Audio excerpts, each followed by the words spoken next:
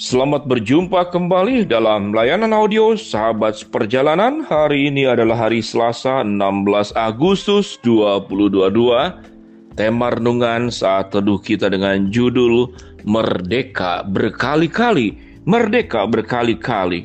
Firman Tuhan terambil dalam 1 Petrus 2 ayat yang ke-16. Hiduplah sebagai orang merdeka, bukan seperti mereka yang menyalahgunakan kemerdekaan untuk menyelubungi kejahatan-kejahatan mereka, tetapi hiduplah sebagai hamba Allah. Mari kita berdoa. Bapa yang di dalam surga, kami ingin belajar bahwa kemerdekaan itu harus dilakukan setiap hari, sehingga kemerdekaan tidak terjadi sekali, namun terjadi berkali-kali. Dalam nama Tuhan Yesus kami berdoa, amin. Shalom sahabat perjalanan yang dikasihi Tuhan. Kalau ditanya kapan kemerdekaan Republik Indonesia, maka kita akan menjawab 17 Agustus 1945. Apakah kita boleh merdeka berkali-kali atau cukup satu kali saja? Sahabat seperjalanan, kemerdekaan secara pengakuan dan juga pernyataan kepada dunia memang satu kali. Namun setelah itu akan ada berbagai macam penjajahan yang terjadi yang harus kita terus merdeka berkali-kali. Sekalipun penjajahnya bukan lagi Belanda, bukan lagi Portugis, bukan lagi Jepang, bukan lagi Inggris. Tapi penjajahan itu bisa terjadi oleh sifat-sifat manusia lama yang ada dalam setiap diri kita masing-masing. Sahabat seperjalanan, apa yang firman Tuhan katakan? Hiduplah sebagai orang merdeka dan bukan seperti mereka yang menyalahgunakan kemerdekaan untuk menyelubungi kejahatan-kejahatan mereka, tetapi hiduplah sebagai hamba Allah.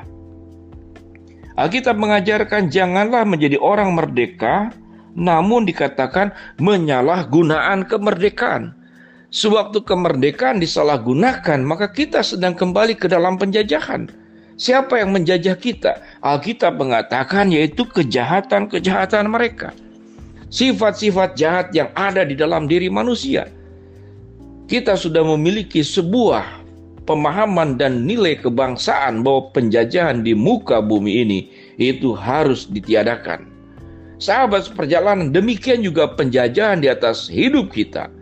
Oleh oknum-oknum, oleh kekuasaan-kekuasaan yang di luar diri kita termasuk di dalam diri sahabat seperjalanan, tidak boleh lagi kemudian menginjak kehidupan kita.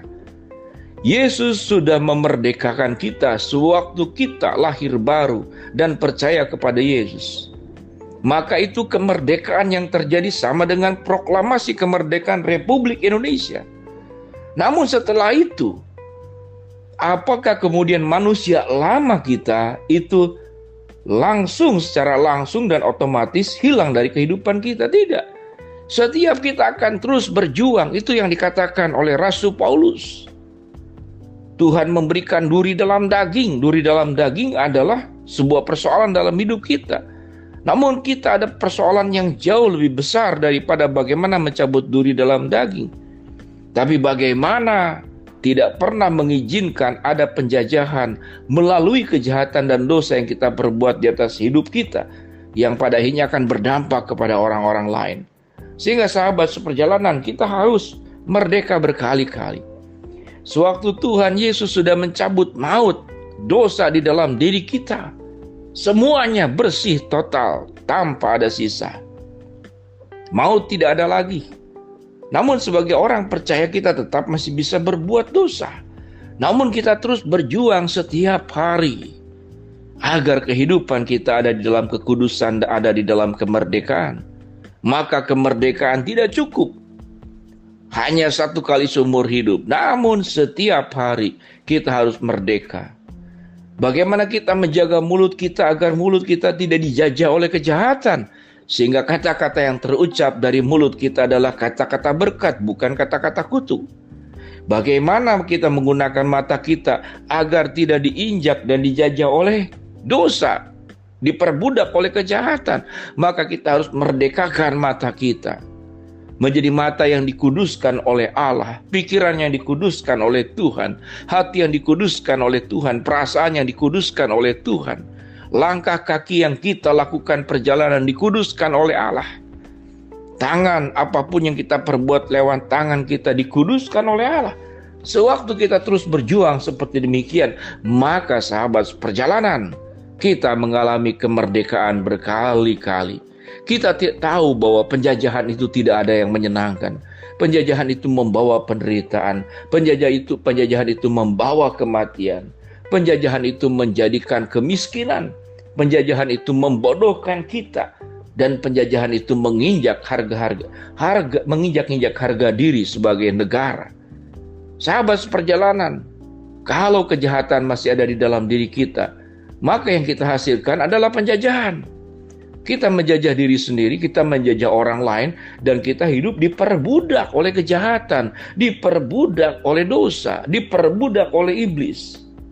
Dengan demikian sahabat seperjalanan, maukah kita seperti yang firman Tuhan katakan, agar kita tidak menyalahgunakan kemerdekaan, dan agar kita jangan sampai diselubungi oleh kejahatan-kejahatan. Tetapi Tuhan memanggil kita, hiduplah sebagai hamba Allah. Jangan hidup sebagai hamba dosa. Hiduplah sebagai orang merdeka, jangan hidup sebagai orang yang terjajah. Orang yang hidupnya merdeka, dia akan merdeka hidupnya dari dosa. Dia akan hidup dalam kebenaran. Hidupnya penuh dengan sukacita, hidupnya dipenuhi dengan iman, hidupnya penuh dengan sikap optimis. Hidupnya itu membawa aura positif kepada orang lain. Hidupnya itu memberikan jalan kepada orang lain, bukan menyesatkan atau membutuhkan kehidupan orang lain.